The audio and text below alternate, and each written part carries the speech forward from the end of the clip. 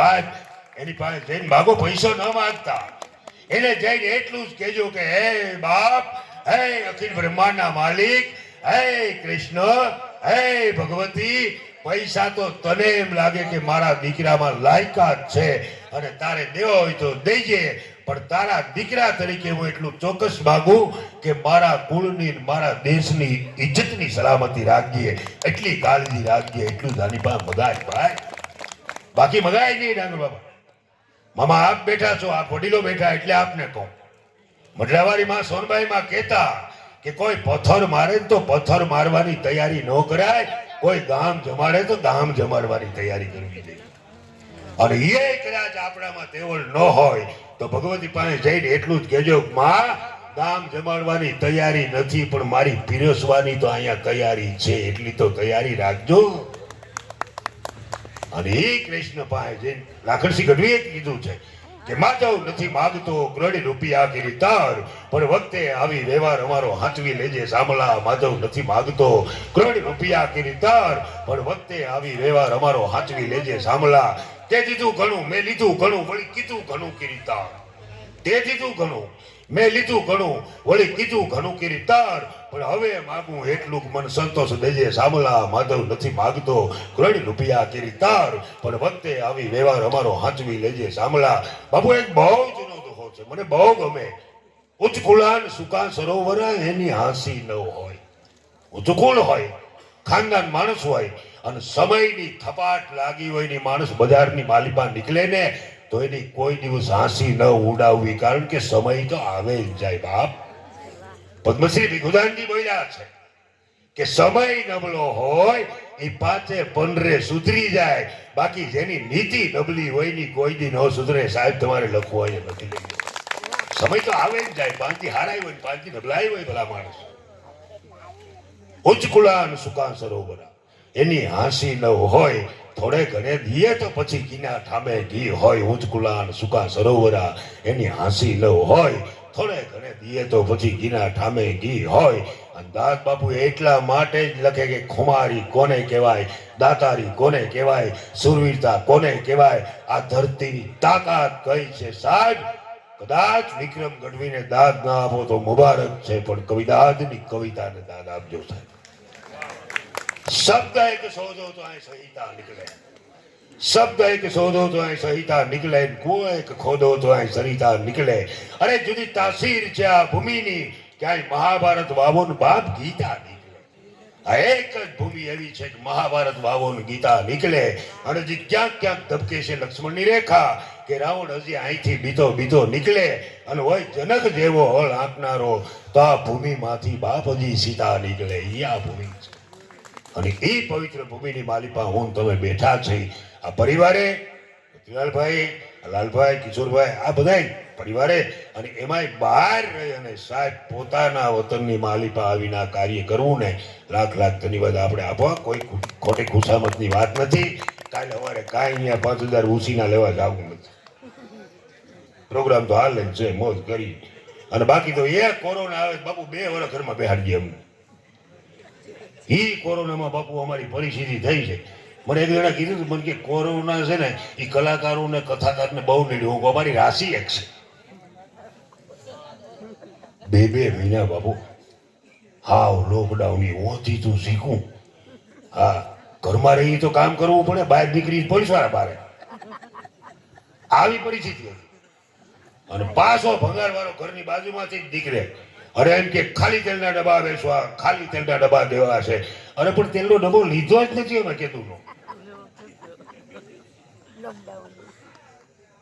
અમે 5 લીટર લઈ જોડવીએ છીએ, ડબ્બો તને ક્યાં દેવો. આ પરિસ્થિતિ.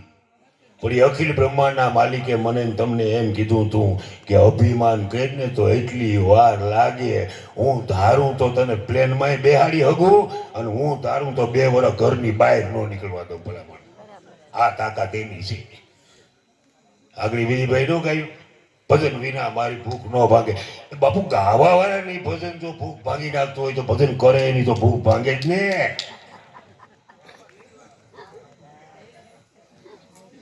ભજન ગાય એની જો ભૂખ ભાંગી જતી હોય.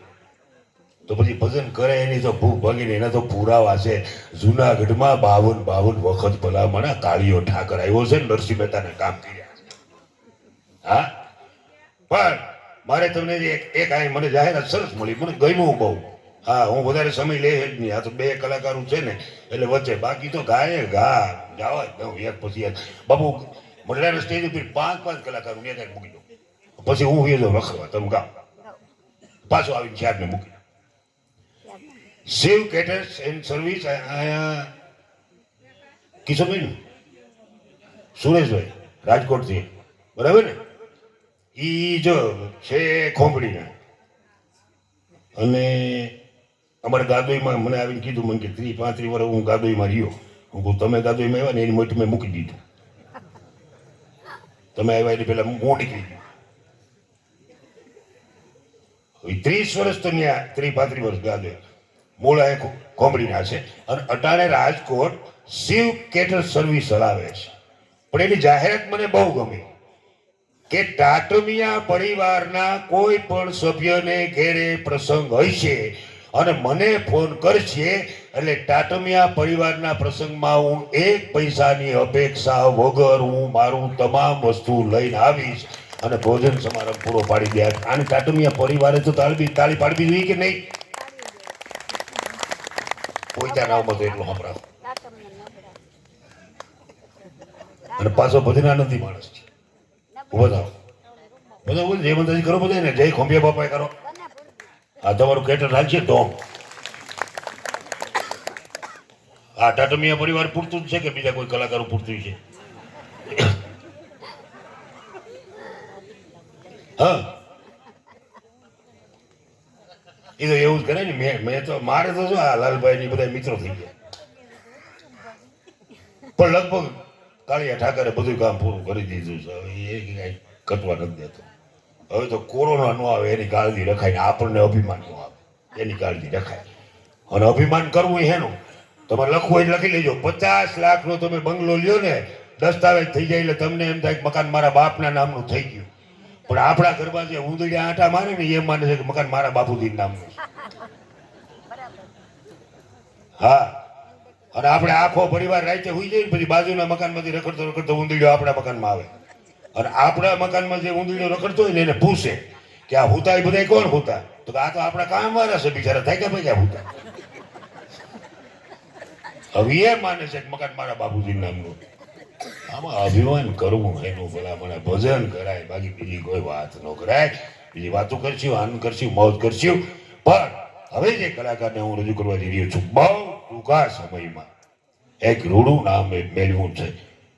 ભરત વાઘેલા, એમને હું વિનંતી કરું, એમને મોજ આવ્યો સંતવાણીનો દોર લઈ પોતે પોધારે.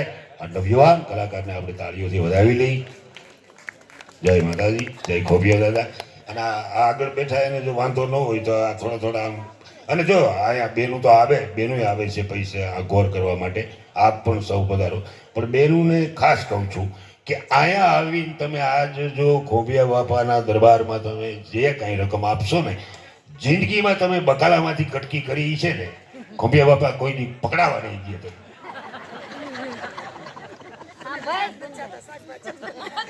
અને અમને ખબર છે કટકી થતી જ રામ છે, કોઈની આદમીને ઘીરે હિસાબ પૂરો લઈ હોય તો